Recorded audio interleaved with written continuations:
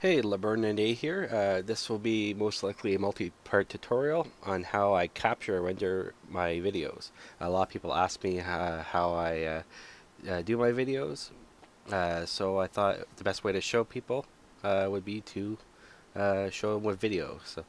So here we go. First thing you're going to need is obviously some way to capture it, your video. So what I use the AverMedia HD DVR capture card. Now it's $109. At one point it was 90, and not too long ago it was 85, I believe, at NCIX. So it actually seems to be going up. So it just shows you how popular this card is. Seems to be becoming. Anyway, so once you have your capture card, you then have to decide what route you're going to go with. Are you going to go with HDMI, since it takes HDMI, or component? So the first thing, regardless of what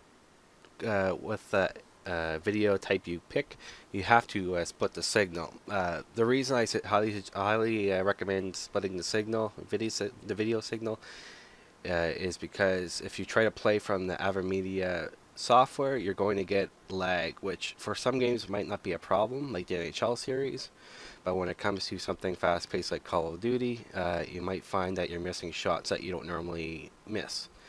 Uh, so we'll get into how to do that for both HDMI and component. The first one I'll show you is component. So the first thing you're going to need is two of these. These are RCA coupler adapters. You're also going to need two of these. These are RCA splitters. And of course you're going to need two component cables.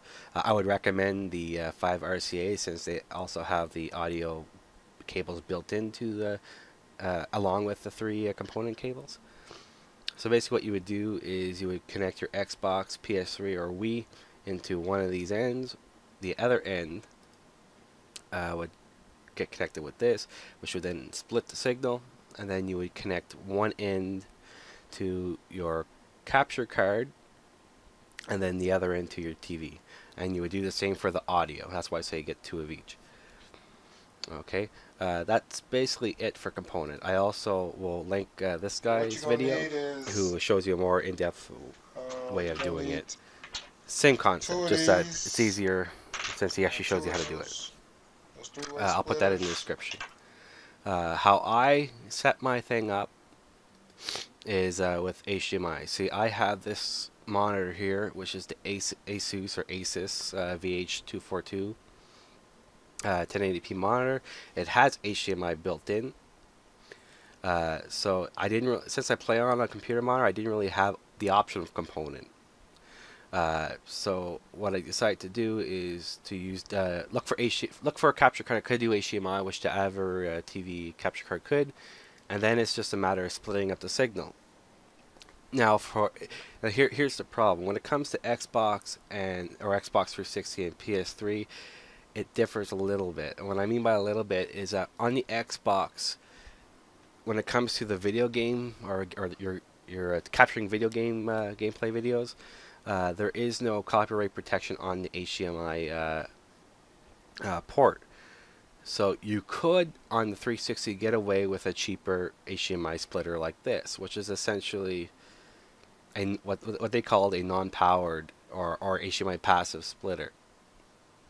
Basically what you do is you connect this end here into your 360, and this, let's see if I can bring it up here, then you would then connect this to your TV and this one to your capture card.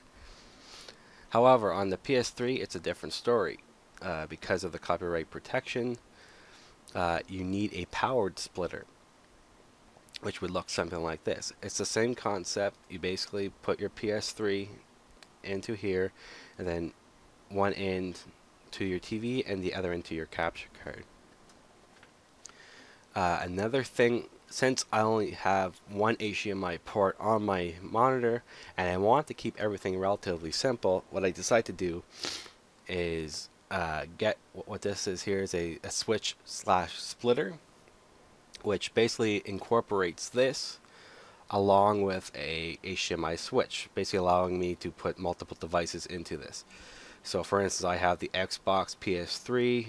I could also put my another PC if I want to capture PC footage from another computer, and then I could put like a cable box or satellite TV, and then I could then output that to my monitor as well as the capture card.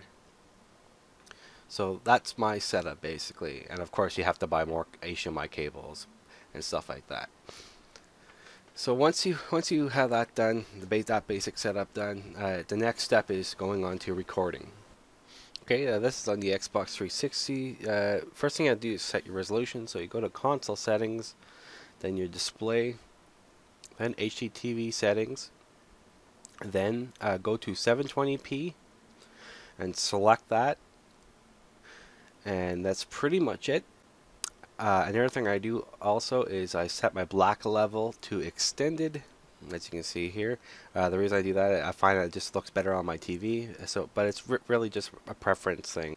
And again, on the PS3, similar setup. Basically, go over to your display settings under the settings area, video output settings. Select your component or HDMI, whatever one you're using. Then go down to custom. Then select 720p. When you first boot up, you might have these other options. Make sure you unselect those and just leave 720p. 480p will automatically be selected regardless. So just go through that, then click finish, and you're done for the PS3. And that's it for this video. Look for my next video where I'll show you how to record your footage and how to edit it and eventually how to render it. So until next time, this is LeBurn98 signing off.